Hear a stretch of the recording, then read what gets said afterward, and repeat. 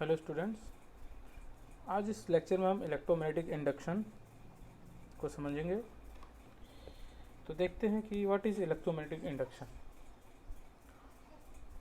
तो स्टूडेंट्स, 19वीं सेंचुरी में ऑरेस्टेड नामक एक साइंटिस्ट थे जिन्होंने ये खोज किया था कि जब भी किसी भी कंडक्टर में करंट फ्लो होता है तो उस करंट फ्लो से उस कंडक्टर के चारों तरफ एक फील्ड उत्पन्न हो जाती है। तो ऑरेस्टेड नामक ने इस चीज़ का आविष्कार किया 19वीं सेंचुरी में। तो क्वेश्चन ये आता है दूसरा कि अगर हम किसी मैग्नेटिक फील्ड को किसी कंडक्टर के चारों तरफ फ्लो कराते हैं तो क्या उससे कंडक्टर में करंट या ईएमएफ इंड्यूस होगा। तो इसकी खोज 1831 में माइकल फैराडे साइंटिस्ट ने की थी।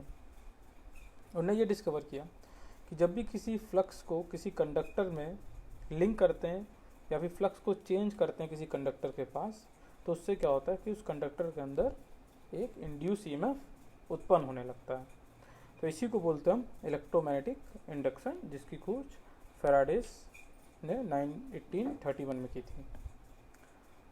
तो the phenomena of production of EMF, hence the current in a conductor और coil when the magnetic flux link the conductor or coil changes, it's called electromagnetic induction. For example, एक magnet है, उसमें से blue colour lines magnetic flux हैं। वो flux line आपकी permanent magnet से move हो रही हैं। फ्लो होने के बाद हमने क्या किया, उसके पास में एक कंडक्टर रख दिया। ये रेड कलर से हमने कंडक्टर को बनाया और उस पर गैल्वेनोमीटर कनेक्ट है, उसके बीच में कोर है। तो क्या है कि जब हमने मैग्नेट को उस कंडक्टर के पास ले जाते हैं, मान लीजिए मैग्नेट है, हम इसको इसके नज़दीक ले गए और फिर उसको उससे दूर ले गए, तो उससे क्या होता है, जो फ्लक्स है उस कंडक्टर से जो लिंक हो रहा है फ्लक्स, वो कम होता है फिर ज़्यादा होता है। मीन्स फ्लक्स लिंकेज क्या होती है, इंक्रीज़ होता है डिक्रीज़ होता है। उसके कारण से क्या होता है, उसमें गैल्वेनोमीटर में डिफ्लेक्शन शो होता है। तो वो डिफ्लेक्शन इस कारण से होता है कि उसमें क्या है, करंट इंड्यूस हो जाता है, ईएमएफ इंड्यूस होने लगता है इलेक्ट्रोमैग्नेटिक इंडक्शन के कारण से। तो जो डिफ्लेक्शन कब तक होगा गैल्वेनोमीटर में, जब तक कि जो मैग्नेटिक फ्लक्स है आपका मोशन में रहेगा, मैग्नेट आपका मोशन में रहेगा, तब तक इंड्यूस ईएमएफ होगा। कुछ इंपॉर्टेंट पॉइंट्स बताते हैं आपको। इंड्यूसिंग ईएमएफ, जो उसमें ईएमएफ इंड्यूस हो रहा है वो उसके दो कारण हैं। फर्स्ट, लिंकिंग, मीन्स जो फ्लक्स है उस कंडक्टर से लिंक होना चाहिए, उससे पास होना चाहिए। दूसरा, वो फ्लक्स कांस्टेंट नहीं होना चाहिए, वो फ्लक्स आपका चेंज होगा तभी इंड्यूस ईएमएफ जनरेट होगा उसमें। ठीक बच्चों, ये बहुत इंपॉर्टेंट पॉइंट है कि फ्लक्स का चेंज होना बहुत ज़रूरी है इंडक्शन के लिए। Second point, magnetic field move. Second उसका मेथड ये है कि क्या तो मैग्नेटिक फील्ड को मूव करो और कंडक्टर को स्टेशनरी रखा जाए, तो उससे इंड्यूस ईएमएफ होगा। और सेकंड केस है, मैग्नेटिक फील्ड को स्टेशनरी रखो, कंडक्टर को मूव करो। तो ये वाला जो आपका मेथड है ये आपका जनरेटर में यूज होता है। फ्लक्स लिंकेज, फ्लक्स लिंकेज क्या कहलाता है, the product of number of turns of the coil and the magnetic flux phi linking the coil is called flux linkage. तो फ्लक्स लिंकेज फॉर्मूला है number of turns into flux per coil. Means मान लीजिए एक coil, दो coil, तीन coil और ये चार कॉइल हैं, यहाँ से 5 फ्लक्स पास हो रहा, तो कितना फ्लक्स उस पूरे लेंथ एल के कॉइल से लिंक हुआ उसको बोलते हैं फ्लक्स लिंकेज। तो इसको कहते हैं F equal to number of turns, this is a number of turns किसने 4 मल्टीप्लाई 5। ओके स्टूडेंट, तो इसको बोलते हैं फ्लक्स लिंकेज। फैराडेस ने जब खोज की इलेक्ट्रोमैग्नेटिक इंडक्शन के, तो उन्होंने अपने दो लॉज बनाए। तो पहला लॉज क्या था कि जब भी किसी मैग्नेटिक फ्लक्स को हम किसी कंडक्टर से लिंक करेंगे तो उस कंडक्टर में इंड्यूस ईएमएफ आएगा। अब उसका डायरेक्शन क्या होगा, मैग्नीट्यूड क्या होगा, ये फर्स्ट लॉ हमको नहीं बताता। फर्स्ट लॉ में हमको सिर्फ ये पता चला कि किसी भी मैग्नेटिक फ्लक्स को अगर हम किसी कंडक्टर से लिंक करते हैं तो उस कंडक्टर में इंड्यूस ईएमएफ उत्पन्न होता है, पहला लॉ था। दूसरा लॉ ये कहता है कि जो मैग्नीट्यूड है ईएमएफ का वो rate of change of flux पे निर्भर करता है। ओके स्टूडेंट, जो इंड्यूस ईएमएफ उस कंडक्टर के अंदर उत्पन्न हो रहा है वो directly proportional d phi by d t पे डिपेंड करता है। तो यहाँ पे मैंने फॉर्मूला भी लिखा है, the induce EMF is directly proportional N d phi two minus N phi one upon T. और इस फॉर्मूले को हम ये भी लिख सकते हैं, N K is a proportionality d phi by d t. तो यहाँ पे हमको मैग्नीट्यूड पता चल गया, लेकिन अभी हमको ये नहीं मालूम है कि उस इंड्यूस ईएमएफ का या फिर करंट का डायरेक्शन क्या होगा। तो डायरेक्शन तो अभी हमको पता नहीं है, सिर्फ ये पता है कि हाँ उसमें इंड्यूस ईएमएफ उत्पन्न हो रहा है। तो डायरेक्शन को पता करने के लिए एक लॉ आया, लेंज लॉ। तो लेंज जो साइंटिस्ट थे उन्होंने इसकी खोज की थी। उन्होंने ये बताया कि उनके लॉ में ये बात थी कि अगर कोई भी करंट फ्लो हो रहा है, जो इंड्यूस ईएमएफ जो पैदा हुआ है वो इस डायरेक्शन में काम करता है जिस कारण से वो उत्पन्न होता है। अब मैं आपको इसमें समझाता हूँ। मान लीजिए कि आपकी कोई कॉइल है और इस कॉइल में फ्लक्स पास हुआ फाई और इसके कारण से करंट इंड्यूस हुई आई, तो ये इंड्यूस करंट है।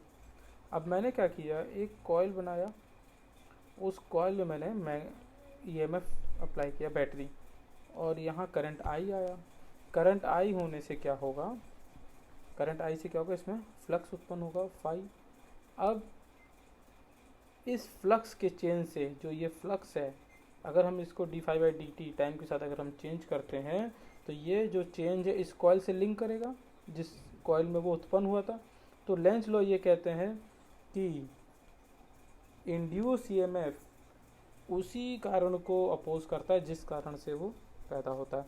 तो इसके अंदर क्या करंट फ्लो होने लगेगी I1।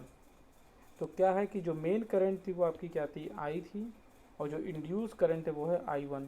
तो ये दोनों क्या है, करंट एक दूसरे के अपोजिट डायरेक्शन में वर्क करती है, और जिससे क्या होता है आपका नेगेटिव साइन आ जाता है फॉर्मूले में। तो जो इंड्यूस ईएमएफ है आपका कॉइल में वो ये दर्शा रहा है कि जो मेन आपका फ्लक्स था phi d phi by d t वो इंक्रीज ना होके उसके अपोजिशन के कारण से जो इंड्यूस करंट I1 है उसके कारण से क्या होता है, फ्लक्स आपका डिक्रीज होने लगता है। तो इसलिए यहाँ पे क्या माइनस साइन आ जाता है, minus N d phi by d t, क्योंकि जो फ्लक्स है वो मेन वाला वो डिक्रीज हो रहा है। ओके स्टूडेंट, तो लेंज ने ये चीज़ बताई थी। इंड्यूस ईएमएफ, तो इंड्यूस ईएमएफ आपके दो कैटेगरी के होते हैं, dynamically induce EMF and stationery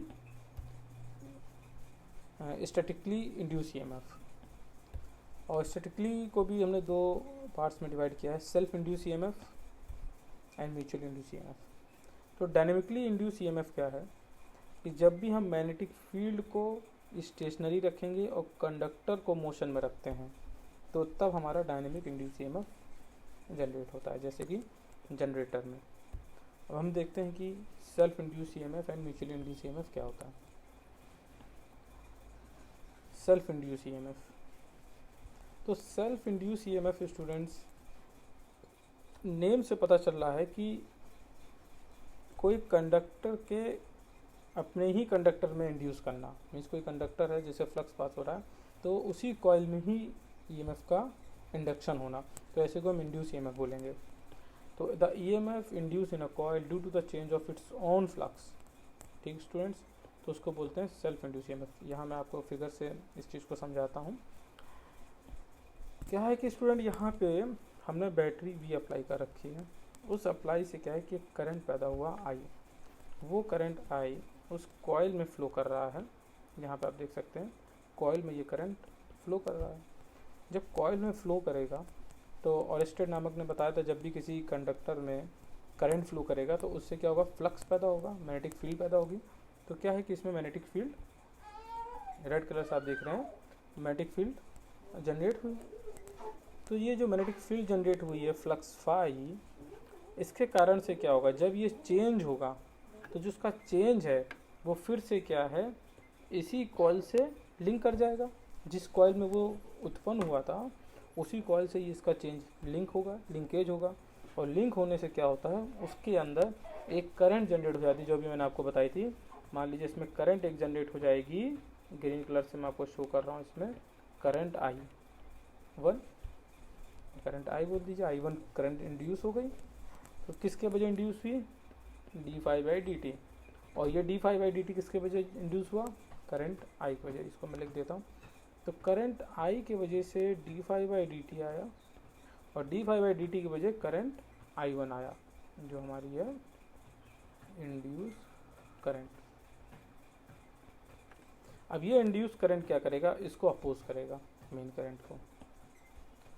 तो if current in the coil changes, the flux linking the coil also changes.